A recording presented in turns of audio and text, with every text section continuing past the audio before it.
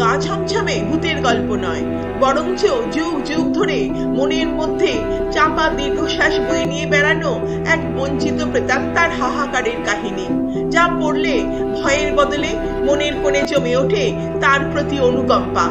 রবীন্দ্রনাথ ক্ষুদিত পাষাণ গল্পটা লিখেছিলেন 1895 সালে। যদিও এই গল্পের বীজ বপন হয়েছিল সেই 17 বছর বয়সে, যখন বিলেত যাবার প্রাক্কালে কিছুদিনের জন্য তিনি বাস করেছিলেন ICS মেজদাদা সত্যেন্দ্রনাথ ঠাকুরের কাছে আহমেদাবাদের শাহীবাগে বাদশাহী আমলের এক বাড়িতে। কিশোর কবি একাকী ওই বিশাল অট্টালিকায় ঘুরে ঘুরে নিজের মনের কল্পনার রঙে ফুটিয়ে তুলতেন ওই বাড়ির ইতিহাস। তারই ফলশ্রুতি এই গল্পটা। আর 1960 এই গল্পকেই পর্দায় ফুটিয়ে তুললেন তপন সিনহা। গল্পের নায়ক এক যুবকের নিজের মুখে বলা তার জীবনের কটা দিনের স্মৃতিচারণ। অবশেষে আমি চাকরি পেলুম হায়দ্রাবাদের ছোট্ট শহর বরিচে তুলোর ট্যাক্স কালেক্টরের। স্টেশন থেকে টাঙ্গাটায় সে আমাকে নামিয়ে দিয়ে গেল বিশাল এক পরিত্যক্ত প্রাসাদের সামনে, যা এখন থেকে হবে আমার সাময়িক আস্তানা। আমার অপেক্ষায় দাঁড়িয়েছিলেন অফিসের কর্মচারী করিম খাঁ। চারপাশ ঘুরিয়ে দেখানোর সঙ্গে সঙ্গে তিনি শোনালেন এই প্রাসাদের ইতিহাসও। প্রায় 300 বছর আগে নবাব শাহ মাহমুদ নিজের ভোগবিলাস চরিতার্থ করার জন্য তৈরি করিয়েছিলেন এই আলিশান প্রাসাদটা। দূর দেশ থেকে এখানেই সুন্দরী রমণীদের এনে রাখা হতো তার ভোগ লালসা চরিতার্থ করার জন্য। এখন সেসবই গল্প কথা। তবে ভুতুরে বলে জায়গাটার বদনাম আছে। শত শত অসহায় মেয়েদের অতৃপ্ত আত্মারা আজও নাকি ঘুরে বেড়ায় এখানে। হঠাৎই দূর থেকে শোনা গেল একটা চিৎকার, তফাৎ যাও, তফাৎ যাও, সব ঝুট হ্যায়। চমকে উঠে জিজ্ঞাসা করলাম, কে ও? তিনি জানালেন, ও হলো মেহের আলী। এর আগে 3 জন মানুষের মৃত্যু হয়েছে এখানে রাত কাটাতে গিয়ে, একমাত্র বেঁচে গেছে ওই। কিন্তু তারপর থেকে সে বদ্ধ উন্মাদ। করিম খাঁ বিদায় নেবার পর চুপ করে দাঁড়িয়ে রইলুম ফোয়ারাটার সামনে। হঠাৎই স্পষ্ট অনুভব করলুম একদল মেয়ে নিজেদের মধ্যে হাসি গল্প করতে করতে চলে গেল যেন আমার শরীর ভেদ করে। পিছন ফিরে দেখি তারা বেমালুম মিলিয়ে গেছে বাতাসে। এই বাড়ির নেশা যেন আমাকে পেয়ে বসলো। বিকেল 5টা বাজলেই ফিরে আসতুম অফিস থেকে। গভীর রাতে শুনতে পেতুম নুপুরের নিক্কণ, বাদ্যযন্ত্র সহযোগে গানের আওয়াজ, যেন মেহফিল বসেছে। শব্দ লক্ষ্য করে আমি পাগলের মতো সিঁড়ি বেয়ে উঠে আসলেই সবকিছু যেন ভেলকি বাজির মতো মিলিয়ে যেত বাতাসে। একদিন আধো অন্ধকারে দেখলুম দুটো জোরের চটি পড়া পা সিঁড়ি বেয়ে উঠে এসে পরিপূর্ণ এক নারী রূপ ধরে দাঁড়ালো আমার সামনে। তার ইশারায় সাড়া দিয়ে মন্ত্রমুগ্ধের মতো অনুসরণ করে চললাম তাকে। হঠাৎই মেহের আলী আমার পথ রোধ করে দাঁড়ালো। ঘোরটা কাটলো আমার। পরদিন একটা ঘরের দেওয়াল জুড়ে লাগানো তৈলচিত্রগুলো দেখতে দেখতে হঠাৎই চোখটা আটকে গিয়েছিল অপূর্ব সুন্দরী এক নারীর ছবির দিকে। দেখে মনে হলো যেন কত দিনের চেনা। অবাক ব্যাপার, সেদিন রাত্রেই রক্ত মাংসের অবয়ব নিয়ে আমার ঘরে আগমন ঘটল তার। কে তুমি, কে? কোনো উত্তর না দিয়ে ইশারায় সে চুপ করতে বলল আমায়। পরক্ষণেই বাইরে শোনা গেল কাদের পদশব্দ। দেখলুম বর্ম আর শিরস্ত্রাণ পরা একদল প্রহরী এগিয়ে আসছে এদিকেই। আর সেই সুন্দরীও অদৃশ্য হয়েছে আমার ঘর থেকে। কিছুক্ষণ পর আবার দেখা পেলুম তার।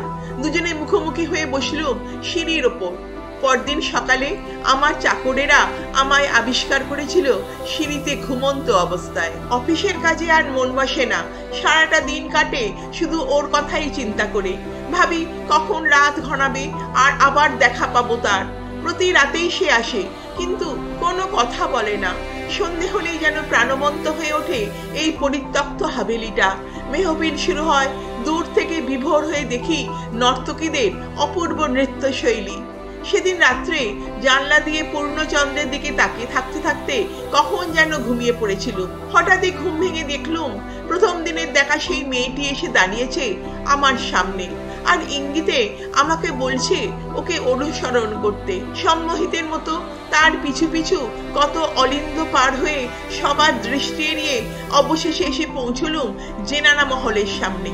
দেখি ভীষণ আকৃতির এক কাফরি খোঁজা খোলা তলোয়ার হাতে নিয়ে প্রবেশ পথ আগলে বসে আছে চক্ষু বুজে। মেয়েটি দিব্যি গলে গেল তার পা এড়িয়ে। কিন্তু আমি ডিঙিয়ে যাবার চেষ্টা করতেই জেগে উঠে আমাকে দেখেই চিৎকার করে উঠল সে। অমনি ঘুম ভেঙে বিছানায় উঠে বসলুম আমি। এ কি ভয়ঙ্কর স্বপ্ন! তখনই দূর থেকে শোনা গেল মেহের আলীর চিৎকার। এ কি গোলক ধাঁধায় পড়েছি আমি! সকালে দিনের আলোয় যা অবান্তর অবাস্তব বলে মনে হয়, রাতের অন্ধকারে কেন তা এত পরিচিত হয়ে ওঠে। আর ওই মেয়েটিকে মনে হয় যেন কোন যুগ যুগান্তরের আমার চেনা। সে রাতেই শুনলাম তার বাঁচাও বাঁচাও বলে চিৎকার। দেখলুম কয়েকজন প্রহরী মিলে মেয়েটিকে ধরে নিয়ে যাচ্ছে। তাদের বাধা দেওয়ার জন্য এগোতে যেতেই আবারও মেহের আলী এসে দাঁড়ালো আমার পথ রোধ করে। কে ওই রমণী? কেন বারবার সে এসে দাঁড়ায় আমার সামনে? জানতে আমাকে হবেই। সেদিন রাতেই ঘটলো সেই ঘটনাটা, যা পুরোপুরি উন্মুক্ত করে দিল আমার মনের উপর পড়ে থাকা সেই কালো পর্দাটা। বহু যুগের হারিয়ে যাওয়া অতীত মূর্ত হয়ে দাঁড়ালো আমার সামনে। তবে তা ঘটলো স্বপ্নে না জাগরণে বলতে পারবো না। তবে এখন আমি রাজকর্মচারী ইমতিয়াজ আলী। ঘোড়ার পিঠে চড়ে ফিরছি বাগদাদের বাজার থেকে 25টা স্বর্ণ মুদ্রার বিনিময়ে নবাবের জন্য এক জবরদস্ত সুন্দরী ইরানি মেয়েকে কিনে। তবে একসাথে ফিরতে ফিরতে কখন যে দুজনের চোখে লেগেছে মহব্বতের নেশা বুঝতে পারিনি। অবসরে সে শুনিয়েছে কেমন করে আরব দস্যুরা তাকে অপহরণ করে নিয়ে এসে বিক্রি করে দিয়েছিল মেয়ে কেনা বেচার হাটে। ঠিক করলুম দেশে ফেরার পর একদিন সুযোগ বুঝে দুজনে পালাবো দেশ ছেড়ে তার মুলুকেই। শাদি করে ঘর বসাবো সেখানেই। অবশেষে তাকে পেশ করা হলো নবাবের দরবারে।